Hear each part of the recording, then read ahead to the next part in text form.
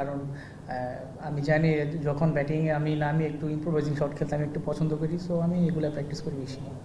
একটা জিনিস যদি বলতেন, ইম্প্রোভাইজেশন নিয়ে যেহেতু বললেন, মানে আপনাকে ইউজুয়ালি দেখা যায় যে হাইলাইট বা এই জোনটাতে খুব ইউজ করতে পারেন কি আজকাল উইকেটের কারণে কিনা, কিংবা মানে এটা এখন অনেক ব্যাটসম্যানদের দেখা যায় যে কিছু জায়গায় অ্যাক্সেস করতে পারে, কিংবা আগে হয়তো ব্যাটসম্যানরা এতটা অ্যাক্সেস করতে পারে, ওই চিন্তাধারাটা চিন্তাধারাটা আসলে আমি যখন ব্যাটিংয়ে নামি, সো ফিল্ডিং সেট আপটা একটু ডিফারেন্ট থাকে, সো এইটা বেনিফিট। আর এটাই আপনি যে শটটা খেলেছিলেন চট্টগ্রামে, সেটাকে সম্ভবত চিকি পেরিস্কোপ শট বলা হয়। আজকে আপনি মোহাম্মদ আশরাফুলের সাথে এটা নিয়ে প্র্যাকটিস করছিলেন, এটা কি কথা হচ্ছিল? না, তেমন কিছু না, নর্মালি, কারণ ম্যাচে যেভাবে ব্যাটিং করি জাস্ট ইন্টেন্টটা ধরে রাখার জন্য, সো ওইটাই প্র্যাকটিস করতেছি। আপনার বোলিংটা খুব বেশি দেখা যাচ্ছে না আন্তর্জাতিক ক্রিকেটে, যদিও মানে এর সেশনে আমরা দেখলাম যে আপনি বোলিং প্র্যাকটিসটা করেন, মানে এটা অ্যাকচুয়ালি কি ক্যাপ্টেন্সি ডিসিশন নাকি আপনি আসলে খুব বেশি কমফোর্ট ফিল করেন না রিজেন্টে? না, ক্যাপ্টেন তো সবসময় বলে বোলিং করতে, শুধু মাঝে মধ্যে সালাউদ্দিন স্যার বোলিং দেয় না। না, ক্যাপ্টেন আমাকে সবসময় বলে বোলিং করার জন্য, এই যে আর কি। সো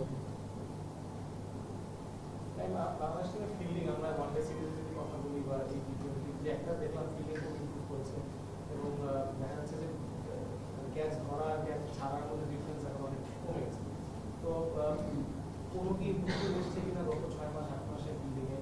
আপনি কি ফিল করেন অ্যাবাউট ওয়ান পার্টিকুলার থিং, মানে আপনাদের একটা জিনিস মনে গ্যাপ থাকে যে রেগুলার আপনারা ডিরেক্ট হিট হয় না বাংলাদেশ, লাস্ট ম্যাচ একটা হয়েছিল কিন্তু মানে ফিল্ডিংয়ের ফিল্ডিংয়ের বলতে আমরা দেখেন লাস্ট আমরা যতগুলো ক্যাম্প করেছি, আমরা ফিল্ডিংয়ের উপরে অনেক ফিল্ডিং অনেক করতে হয়েছে আমাদের। আর ইভেন ফিল্ডিং কোচ আমাদের অনেক টাইম নিয়ে ফিল্ডিং প্র্যাকটিসটা করাইছে। আর ইভেন সব কিছুই ভালো হচ্ছে, পজিটিভ হচ্ছে।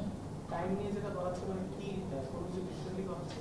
ডিফারেন্ট বলতে তেমন কিছু না, ফিল্ডিংটা একটু বেশি করাচ্ছে, বেশি বেশি করাচ্ছে, সো দ্যাটস ওয়াই হয়তো বা ভালো হচ্ছে ম্যাচের মধ্যে।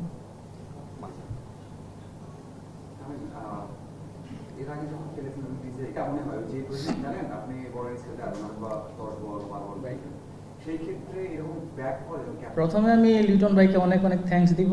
সো একটা ক্যাপ্টেন হিসেবে যেটা দরকার ছিল উনি সেটা করেছে, আমাকে ব্যাক মানে করাইছে। সো আমি ভালো খেলতে পেরেছি, এটাই আসলে অনেক ভালো। ক্যাপ্টেনেরও ভালো লাগছে, আমারও ভালো লাগছে। হ্যাঁ, অবশ্যই, তা তো অবশ্যই। আমাকে লিটন ভাই সবসময় এই ফ্রি খেলার জন্যই বলে সবসময়। ফিল্ডিং একটা হচ্ছে ফিজিক্যাল স্কিলের পাশাপাশি মেন্টাল স্কিলেরও অনেক বেশি ইম্পর্টেন্স থাকে অনেক সময়। So when you guys train about the things that আপনার কোন জিনিসটাকে বেশি ফোকাস করা হচ্ছে নতুন কোচ অথবা আপনাদের এখনকার কারেন্ট রেজিম, যে ফিল্ডিং মেন্টাল সাইড নিয়ে নাকি হচ্ছে স্কিল সাইড নিয়ে? ওভারঅল সব কিছুতেই প্র্যাকটিস করা যায়, এমন না স্পেসিফিক কোনো কিছু। ওভারঅল সব কিছু নিয়েই আমরা প্র্যাকটিসটা করা হচ্ছে।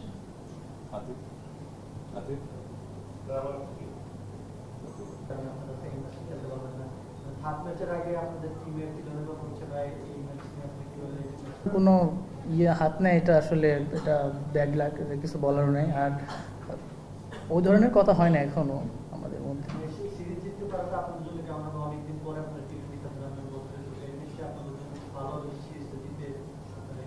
হ্যাঁ, অবশ্যই আমাদের ভালো একটা অপরচুনিটি আছে সিরিজ জিতার, অবশ্যই।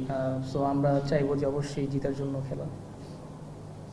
পার্টনারশিপ নিয়ে যদি বলতেন, আপনার সাথে হৃদয় পার্টনারশিপ বা হৃদয়ের সাথে কি মনে হলো, মানে এত বড় চেঞ্জ আসলো ব্যাটিং এর একটা ইনিংস হলো, কিন্তু এটাই কি গোয়িং ফরওয়ার্ড কি স্টাইল আপনারা খেলতে চান, যে চেঞ্জ যখন হবে পসিবিলিটি? আমি চাইবো যে অবশ্যই এইভাবে খেলা উচিত টি-20 ম্যাচ, সো না হলে আমরা বড় ম্যাচগুলো জিততে পারবো না। Last two question. মানে as a batsman আপনি যখন ক্রিজে যান, মানে লঞ্চ করার ব্যাপারটা কিভাবে আসবে? মানে when you feel that it's time for you to launch, আর এই ওভারটা খেলতে পজিশনে যে ওভারটা পারে যখন মারতে যান, তখন আগে ব্যাটসম্যান হিসেবে চিন্তা করেন যে হ্যাঁ it's time যে আমি নিজেকে লঞ্চ করব? আসলে আমি যখনই ব্যাটিংয়ে যাই আমি একটু পজিটিভ থিঙ্ক নিয়ে যাই সবসময়, যে মারা বলটা মেরে দিব। সো আমি যদি একটু চালু খেলতে পারি আমার টিমের জন্য অনেক ভালো। মানে ড্রেসিং রুম থেকে এরকম একটা থাকে, কনফিডেন্স থাকে যে আপনি গিয়ে শটটা খেলেন, বিকজ অনেক সময় শট নাও লাগতে পারে, ইউ ক্যান গেট আউট, ওই ব্যাকআপটা থাকে মানুষ দেয়। অবশ্যই ড্রেসিং রুম দেয় সেটা না, বাট আমার মাইন্ডেই থাকে যে আমি এরকম এরকম খেলবো, আমি একটু ফাস্ট খেলবো, যে টি-20 আমি এটাই থিঙ্ক থাকে সবসময় আমার। Jitan Das almost most successful T20 captain হওয়ার খুব কাছাকাছি। এই টিমটাকে জেলিং করার ক্ষেত্রে আপনি ক্যাপ্টেনকে কিভাবে রেট করবেন এবং ড্রেসিং রুমটাকে আসলে কিভাবে ব্যাখ্যা করবেন, বর্তমানে কি অবস্থা? দেখেন অবশ্যই আমরা লাস্ট টি20 অনেকগুলো সিরিজ আমরা উইন করতে পেরেছি। সো এটা আসলে আমাদের টিমের মধ্যে একটা ভালো একটা বন্ডিং হয়েছে। সো আনফর্চুনেটলি আমরা ওয়ার্ল্ড কাপটা মিস করে ফেলেছি, এটা তো কিছু করার নেই। তাও আমরা অনেক ভালো প্রিপেয়ার ছিলাম। অবশ্যই ক্যাপ্টেন্সি অবশ্যই ম্যাটার করে। চিটাগাংয়ে যখন রেকর্ড চেঞ্জটা করলেন তখন কি ওই বিশ্বকাপের আগে করে বেশি মনে হয়েছে টিম বন্ডিংটা দেখার পর? না, বিশ্বকাপের ওইটা চলে গেছে, ওইটা নিয়ে আসলে আর থিঙ্ক করার কিছু নেই।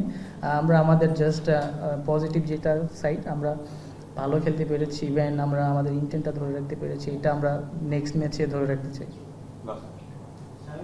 ওয়ানডেতে বাংলাদেশের ৬-৭ নম্বরের জায়গাটা খুব ক্রিটিক্যাল, এখনো ওইভাবে সেটেল না।